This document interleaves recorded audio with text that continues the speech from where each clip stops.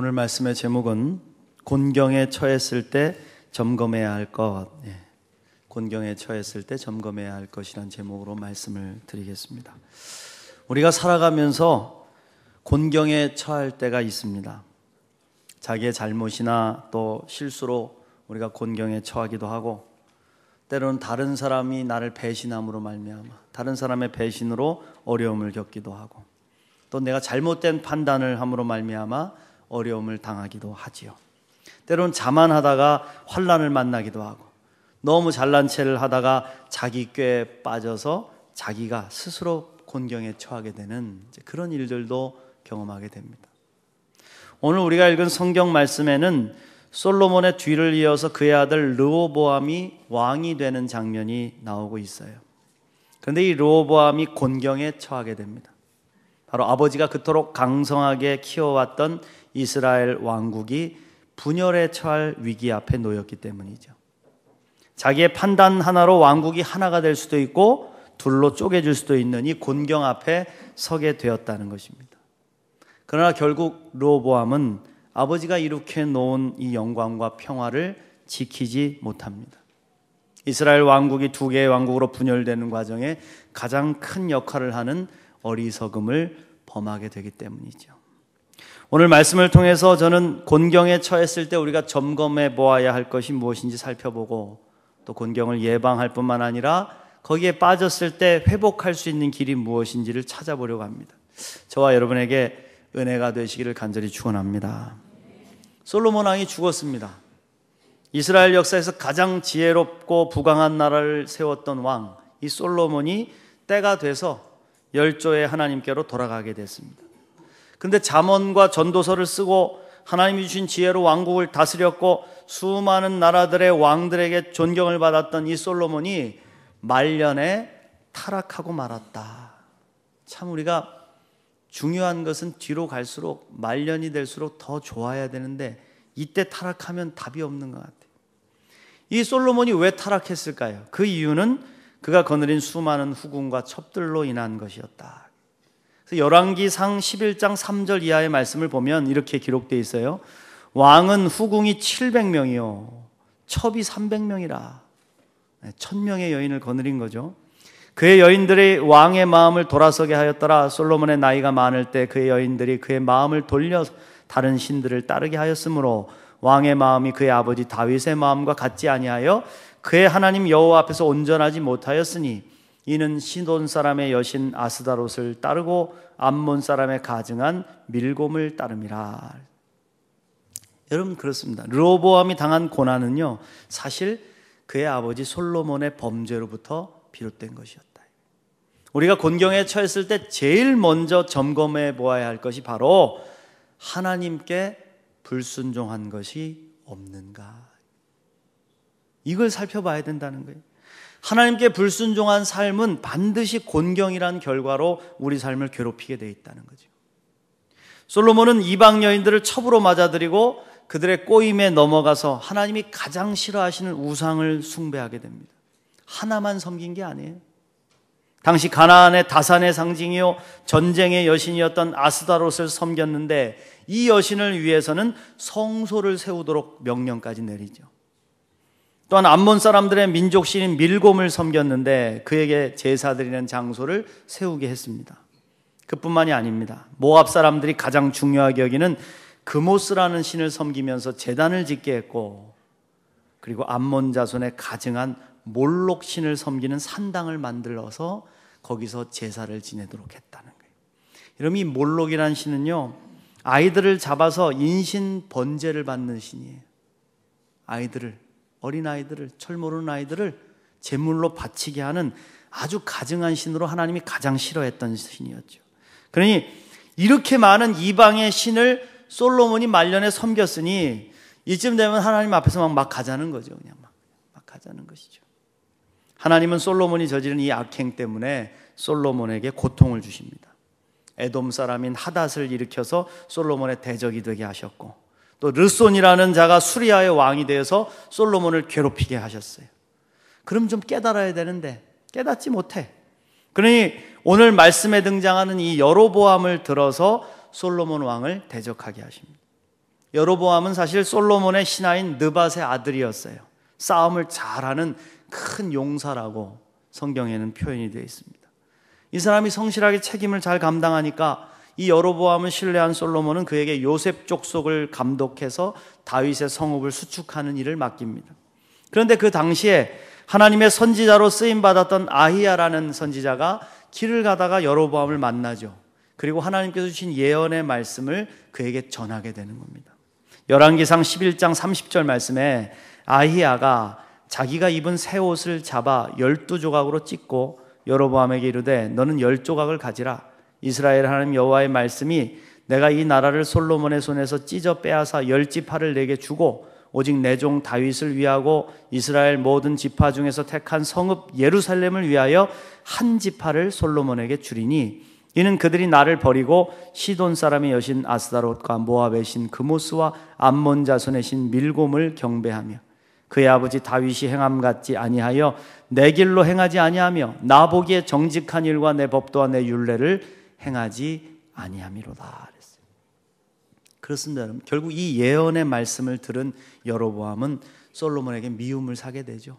결국 애굽으로 도망을 치게 됩니다. 그리고 솔로몬 왕이 죽자 이스라엘 10지파를 거느리고 르호보암 앞에 나타나서 이제 왕국의 분열을 주도하는 역할을 하게 된 것입니다. 그렇습니다, 여러분. 지금 르호보암이 처한 이 곤경은 바로 아버지 솔로몬이 행한 악행으로 말미암아서 하나님께서 이미 예언하신 결과였다. 다시 말하면 모든 곤경에는 반드시 원인이 있다는 거예요. 이 곤경의 결과는 원인이 있었다. 우리 그리스도인에게 찾아오는 곤경의 결과도 마찬가지라 이겁니다. 대부분은 우리가 하나님의 말씀에 불순종함에서 올 때가 많다는 거예요. 그러므로 우리는 순간순간 점검해 가야 된다. 과연 내가 하나님의 말씀에 순종하는 삶을 지금 살아가고 있는가? 아니면 불순종하는 삶을 살고 있는가? 본인은 알아요. 나는 알고 있어요. 그리고 하나님도 알고 있어요.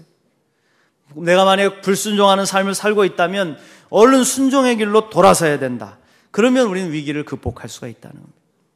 하나님 우리가 불순종의 길을 걸을 때마다 경고의 메시지를 들려주십니다. 그 경고를 듣고 얼른 돌이켜야 된다. 가룟 유다를 보십시오. 그는 예수님을 처음부터 팔려고 하는 마음을 갖지는 않았습니다. 예수님이 좀 더 강력한 모습으로 로마를 좀 물리쳐 주시고 왕으로 등극하기를 바랬는데 근데 너무 약한 모습으로 사랑 타령이나 하면서 때때로 막 죽겠다고 난 죽을 거라고 막 그렇게 하시니까 그 예수님을 보니까 답답하더라는 것이죠. 더 이상 자기가 따를 수 있는 스승의 모습이 아니다 판단한 가룟 유다는 그때부터 예수님을 팔아넘길 생각을 하기 시작하는 겁니다. 근데 예수님이 그 마음을 알고 계셨어요. 그래서 몇 번에 걸쳐서 가룟 유다에게 경고의 메시지를 보내십니다. 발을 씻어주실 때도 경고해 주시고 함께 식사를 나눌 때도 가룟 유다의 생각을 알고 있다는 메시지를 계속 말씀해 주시는데 그는 깨닫지를 못하는 거예요. 그리고 결국 예수님 팔아넘기고 그 죄로 말미암아 자기도 죄책감에 빠져서 스스로 자살하고 마는 비극의 인생으로 끝마치게 됐다. 사랑하는 성도 여러분, 우리는 가능하면 곤경에 처하지 않도록 예방하는 삶을 살아야 됩니다. 이를 위해서 우리가 해야 될 것은 하나님의 말씀이 가르치는 신호등을 잘 볼 수 있어야 된다. 하나님의 말씀이 지금 빨간 신호등으로 경고의 메시지를 계속 보내면 순종하고 멈춰서야 된다. 하나님의 말씀이 초록 신호등을 보내시면 순종하고 전진해 가야 된다. 이것만 잘해도 위기를 벗어날 수가 있는 거예요. 또 우리가 곤경에 처했다고 해도 순종의 길을 걸음으로 다시 돌이켜서 주의 말씀 앞으로 나와 순종의 길을 걸을 때 우리는 이 고난을 이길 수가 있다는 것입니다. 여러분 믿습니까? 하나님 말씀에 순종의 길을 걷는 우리 모두가 되시길 간절히 축원합니다. 두 번째로 곤경에 처했을 때 내 마음이 지금 내 마음의 상태가 열린 마음, 듣는 마음을 가지고 있는지를 점검해 보라 이거예요. 사람들 고난에 빠지는 사람들 가만히 보면요, 남의 말 잘 듣지 않는 사람들이 많아요. 자기가 최고인 줄 알고 자기밖에 모르고 누가 무슨 조언을 해줘도 일체 듣질 않아. 귀가 꽉 막혀가지고 마치 애굽의 바로 왕처럼 막 10가지 재앙을 떼두려 맞아도 막 일체 듣지 않는 거죠. 그리고 결국은 막 끝까지 가는 여러분 그렇습니다. 다른 사람의 이야기를 귀담아 듣지 않아. 특별히 신실한 믿음의 사람들, 존경할 만한 신앙의 선배들의 이야기를 귀담아 듣지 않아요. 어린 시절에는 부모님의 말씀을 또 선생님의 말씀을 귀담아 듣지 못해서 우리가 인생이 꼬이기도 하잖아요. 부모님이 우리에게 주시는 말씀 다 좋은 거 아니에요? 거짓말하지 말아라, 자조심해라, 좋은 친구들 사귀어라, 선생님 말씀 잘 들어라, 공부 열심히 해라, 건강할 수 있도록 좋은 음식도 골고루 먹어라. 그런데 우리가 그 말씀을 귀담아 듣지 않고 결국은 인생이 꼬이는 거죠. 또 우리가 귀는 있는데 듣긴 듣는데 마음으로 듣지 못해 지혜를 얻지 못하더라. 이쪽 귀로 들어와서 이쪽으로 다 빠져. 오늘 말씀의 르호보암은 솔로몬의 뒤를 이어 왕이 되기 위해서 세겜으로 갔다고 되어 있습니다. 이건 상징하는 바가 큰 거예요. 세겜은 이스라엘 땅 중에 북이스라엘의 접경지역, 이 북쪽 접경지역에 위치해 있는 곳입니다. 이곳으로 르호보암이 행차한 것은 그쪽 지역에 있는 백성들을 마음에 품고 내가 정치를 잘 해보겠다, 잘 다스려보겠다고 하는 일종의 정치적인 제스처를 하겠다는 거예요. 소통을 하겠다는 겁니다. 그들의 불만과 소리에 귀를 기울여 보겠다는 거예요. 당시 이스라엘 백성들은 불만이 많았습니다. 솔로몬이 왕국을 부강하게 다스리긴 했지만은 계속되는 성전 건축, 왕궁 건축, 그리고 이방 신들의 산당과 제단을 건축하는 문제로 백성들에게 많은 부역과 세금을 물리고 있었기 때문이에요. 일도 많이 시키고 돈도 많이 걷었다. 그 백성들이 점점점 지쳐갔어요. 마침내 솔로몬이 죽자 그 무거운 세금과 부역을 그의 아들이 좀 가볍게 해주기를 기대하게 된 겁니다. 그들은 세겜으로 오고 있는 르호보암을 만나기 위해서 여로보암을 불러서 이스라엘의 모든 백성들과 함께 세겜에 모이게 됐다. 세겜 총회가 열린 것이죠. 3절 말씀부터 보시면 무리가 사람을 보내어 그를 불렀더라. 여로보암과 온 이스라엘이 와서 르호보암에게 말하여 이르되 왕의 아버지께서 우리의 멍에를 무겁게 하였으나 왕은 이제 왕의 아버지께서 우리에게 시킨 고역과 매운 무거운 멍에를 가볍게 하소서. 그리하시면 우리가 왕을 섬기겠나이다. 여러분 사실 충분히 요구할 수 있는 사항이에요. 르호보암이 조금만 마음을 열어 백성의 소리를 들었다면 그는 여기서 모든 백성들의 칭송을 받으며 성대하게 대관식을 치르고 당당하게 왕이 되어 돌아올 수 있었을 겁니다. 그러나 그는 그렇게 하기가 싫었어요. 그는 3일간의 여유를 달라고 하고는 먼저 아버지 솔로몬을 도와서 나라를 다스렸던 원로들을 불러 그리고 그들에게 지혜를 묻습니다. 5절부터 보시면 르호보암이 그들에게 대답하되 3일 후엔 다시 내게로 오라 하며 백성이 가니라. 르호보암이 그의 아버지 솔로몬의 생전에 그 앞에 모셨던 원로들과 의논하여 이르되 너희는 이 백성에게 어떻게 대답하도록 권고하겠느냐 하니 그들이 대답하여 이르되 왕이 만일 이 백성을 후대하여 기쁘게 하고 선한 말을 하시면 그들이 영원히 왕의 종이 되리이다 하나 왕은 원로들이 가르치는 것을 버리고 그 앞에 모시고 있는 자기와 함께 자라난 젊은 신하들과 의논하여 그랬어요. 여러분 그렇죠? 르호보암은 듣는 귀는 있었으나 듣는 마음이 없었습니다. 듣는다고 다 듣는 게 아니죠. 마음 없이 들으면 그 소리는 소음에 불과한 거예요. 여기 앉아서 여러분 지금 말씀을 듣는 여러분들도 마음 없이 듣는 분들이 있어요. 그래서 무슨 소리를 하는지 하나도 못 들어. 다 소음이야. 어떤 분들은 자장가로 들려. 주무시기도 하고. 마음을 열지 않으면 아무것도 못 듣는 거죠. 그래서 솔로몬은 여러분 알다시피 1000번제를 드리고 하나님께서 너 잘했다. 네 소원이 뭐냐? 내가 네가 하는 소원을 들어주겠다 할 때 뭐라고 요청을 합니까? 열왕기상 3장 9절 말씀에 보면 누가 주의 이 많은 백성을 재판할 수 있사오리까? 듣는 마음을 종에게 주사 주의 백성을 재판하여 선악을 분별하게 하옵소서. 할렐루야. 여러분 그렇습니다. 듣는 마음이 지혜를 얻는 힘이 된다. 들어야 지혜를 얻는다. 들어야 소통할 수가 있다. 들어야 백성들의 마음을 얻을 수가 있다는 것이죠. 바로 이 듣는 마음이 르호보암에게는 없었다는 거예요. 결국 르호보암은 마음으로 듣지 못하고 지혜를 얻지 못하여 결국 왕국을 분열에 빠뜨리고 만다는 거예요. 사랑하는 성도 여러분, 곤경에 처했을 때 한번 돌아보십시오. 지금 나의 마음 상태는 어떠한가? 나는 지금 듣는 마음을 가지고 있는가? 듣고 싶은 것만 들으려고 하고 하나님의 말씀 앞에서도 신실한 주의 종들의 말도 믿음의 선배들의 조언도 다 무시하고 살고 있지는 않은가? 나를 사랑해주고 기도해주는 부모, 형제와 참된 신앙의 멘토들을 무시하며 살고 있지는 않은가? 그리고 거짓이나 말하는 잘못된 이야기들, 듣고 싶은 이야기만 듣고 있지는 않은가? 점검해 봐야 된다. 점검해 봐야 된다. 귀담아 듣지 않으면 지혜 얻을 수 없고, 지혜가 없으면 고난에 처할 수밖에 없다는 겁니다. 그 누구도 독불장군으로 살 수 없어요. 내가 똑똑한 것 같아도 그렇지 않습니다.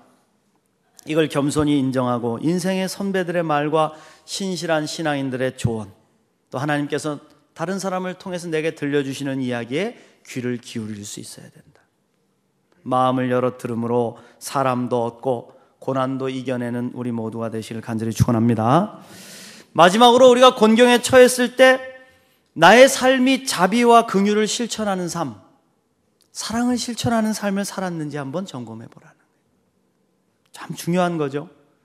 심은 대로 거두고 뿌린 대로 거두는 게 인생의 진리예요.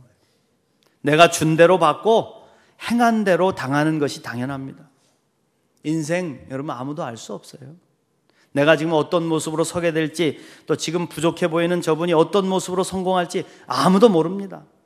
우리가 어떻게 만나게 될지 몰라. 그러므로 우리는 모든 사람들에게 자비와 긍휼을 베풀며 살아야 된다. 결코 포악해서는 안 돼. 잔인하고 광포한 인생을 살면 반드시 받게 돼 있어요. 오늘 말씀에서 르호보암은요, 긍휼과 자비를 베풀 수 있었습니다. 원로들의 조언을 듣고 백성들에게 자비를 베풀어 부역과 세금을 좀 가볍게 해줄 수 있었어요. 왜? 이미 솔로몬 왕이 쌓아놓은 부와 권세만 가지고도 충분히 강력한 나라를 이끌며 살 수 있었기 때문이에요. 솔로몬에게 돈이 얼마나 많았습니까? 각 나라에서 바친 조공이 너무 많아서 금이 얼마나 많았으면 금이 쓸 데가 없으니까 막 방패를 만드는 게 미친 짓이죠, 여러분. 금으로 무슨 방패를 만들어요? 순금으로 방패 만들어 보세요. 칼로 찌르면 다 찔리고 뚫리는데 그게 무슨 방패예요? 자랑하려고 만드는 거 아닙니까? 그만큼 금이 많아서 은을 돌같이 썼다. 솔로몬의 시대에. 얼마나 돈이 많으면 그것만 가지고도 충분히 나라를 다스릴 수 있었어요. 그런데 그는 이 자비와 긍휼 대신에 압제와 강포를 선택하는 거예요. 젊은 신하들의 조언을 따라서 백성들에게 이렇게 선포한 겁니다. 10절 말씀 하반절부터 보시면, 내 새끼손가락이 내 아버지의 허리보다 굵으니 내 아버지가 너희에게 무거운 멍에를 매게 하였으나 이제 나는 너희의 멍에를 더욱 무겁게 할지라. 내 아버지는 가죽 채찍으로 너희를 치셨으나 나는 전갈 채찍으로 하리라. 혹시 이 말씀을 듣는데 막 짜릿짜릿하신 분들이 있어요. 막 가슴이 후련하고 그래야지, 좀 그래야지, 강력한 지도자로 통치해야지, 후려쳐야지. 마음속에서 이런 마음이 있는 분들은 좀 르호보암 닮았다 보시면 돼요. 참 가슴 아픈 이야기죠. 가죽 채찍만으로도 충분히 아픈 거예요. 그런데 이 가죽 채찍에 금속 조각을 달아서 고대 노예들을 막 가혹하게 다루기 위해 사용했던 전갈 채찍으로 치겠다는 겁니다. 이 이야기를 듣는 백성들의 가슴은 찢어졌을 거예요. 그들의 마음은 빠르게 식어버렸고 르호보암에 대한 어떠한 기대와 미련도 품지 않게 된 겁니다.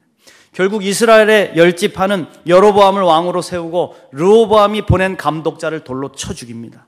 그리고 르호보암은 세겜에서 예루살렘으로 급히 도망을 쳐오게 돼 있어요. 스스로 심은 대로 거두게 된 것이죠. 조금만 자비를 베풀었다면 얼마나 좋았을까요? 사랑하는 성도 여러분, 우리가 하는 행위를 보고 하나님도 다 보고 계시고 여러분의 이웃들도 다 보고 있습니다. 심은 대로 거두는 거예요. 우리는 예수님의 무한한 십자가 사랑과 자비를 경험한 사람들이에요. 그 사랑을 깨달은 우리가 어찌 이웃에게 가혹할 수가 있겠냐. 마음을 열어서 자비와 사랑을 실천하는 삶을 살아가십시오. 내가 지금 곤경에 처하게 됐는데 도와주는 사람 한 명을 만나지 못한다면 내 삶의 모습을 돌아보고 반성할 수 있어야 되는 거예요. 내가 잘못 살아왔구나. 맞습니다. 나밖에 모르고 살아왔구나. 맞습니다. 나는 얼마나 자비와 사랑을 실천하며 살아왔는가 점검해 봐야 된다. 한국 유리의 창업주의자 전기 초자의 창업주이기도 한 고 최태섭 장로님이 계십니다. 이분이 살아생전에 이런 간증을 하셨어요. 최태섭 장로님이 젊은 시절에 중국에서 공장을 경영하면서 상당한 재산을 모으셨다는 거예요. 그런데 공산혁명이 일어나서 세상이 하루아침에 다 뒤집어져 버렸어요. 중국 공산당은 재산이 있는 자나 기업인들이나 지주들을 불러 모아서 다 부르주아로 몰아버리고 잡아다가 무섭게 처형을 하기 시작을 한 겁니다. 아시잖아요. 여기 나이 많으신 분들은 공산 정권이 들어와가지고 죽창 들고 다니면서 막 찌르고 죽이고 다녔던 그 역사를 아시지 않습니까? 공장에 있는 노동자들이 사장을 인민재판에 회부하는 거예요. 세워놓고 막 성토한 다음에 즉석에서 처형하는 이 끔찍한 일이 곳곳에서 벌어졌어요. 이 장로님의 공장이라고 해도 예외일 수가 없었다. 장로님도 끌려왔어요. 그리고는 인민재판에 회부가 됐어요. 장로님 모든 것을 포기하고 하나님께 생명을 맡기고 기도하는 마음으로 눈을 감고 있었다고 하는 거예요. 드디어 험악한 분위기 속에서 인민재판이 시작됐어요. 그런데 갑자기 한 노동자 한 명이 일어나서 손을 들더니 이렇게 말을 하더라는 거예요. 우리 사장님은 다른 사장들과 달라요. 우리 사장님은 다른 사장들과 달라요. 저분은 우리에게 자비와 사랑을 베풀어 주셨어요. 저분은 선하신 분이에요. 우리에게 진정으로 잘해주신 분이므로 우리가 죽여서는 안 됩니다. 절대로 안 됩니다. 당시에 이 위협적인 상황 속에서 그런 말을 한다는 것은 자기 스스로도 큰 위험을 무릅쓰는 것이었다는 거예요. 또 그런 말을 한다고 받아들여지는 분위기도 아니었다는 거예요. 그런데 용감하게 말하는 이 노동자의 말에 사람들이 감동을 받기 시작하더라고요. 하나님 마음을 움직이시는지 이상하게도 사람들은 한 사람 한 사람 그 의견에 동조하는 거예요. 맞습니다. 우리 사장님은 그런 분이 아니에요. 좋은 분이에요. 그리고 의견 일치를 딱 보고는 이 최태섭 장로님을 풀어줬다. 생명을 살려줬다. 할렐루야. 여러분 물론 하나님께서 감동 감화시키시는 은혜도 있었겠지요. 그러나 평소에 장로님이 베푸신 자비와 사랑의 실천이 이 곤경의 순간에 동일한 결과로 자기에게 돌아온 것이 아니겠습니까? 사랑하는 성도 여러분, 곤경에 처하기 전에 삶의 자리에 많은 자비와 사랑의 씨앗을 심어 놓으실 수 있는 저와 여러분 되시길 축원합니다. 예수님 우리에게 8가지 복을 말씀하시면서 긍휼히 여기는 자는 긍휼히 여김을 받을 것이라고 우리를 축복하셨어요. 여러분 믿습니까? 여러분 그렇습니다. 우리는 곤경에 빠지기 전에, 아니 곤경에 처하게 되더라도 스스로를 점검하여 돌이킬 수 있습니다. 그러므로 여러분 점검해 보십시오. 나는 지금 하나님 말씀에 순종하는 인생을 살아가고 있는가? 나에게 지금 듣는 마음이 있어서 지혜로운 조언에 귀를 기울이며 살아가고 있는가? 나의 일상의 삶 가운데 이웃에게 자비와 사랑을 베풀며 살아왔는가? 점검해 보시라. 그게 부족하다면 지금부터라도 채워가시라는 거예요. 그리하여 저와 여러분의 인생이 환난을 벗어나 근심이 없는 인생, 하나님이 도우시고 긍휼히 여기시며 자비로 감싸주시는 은혜의 인생을 살아가시기를 간절히 축원합니다.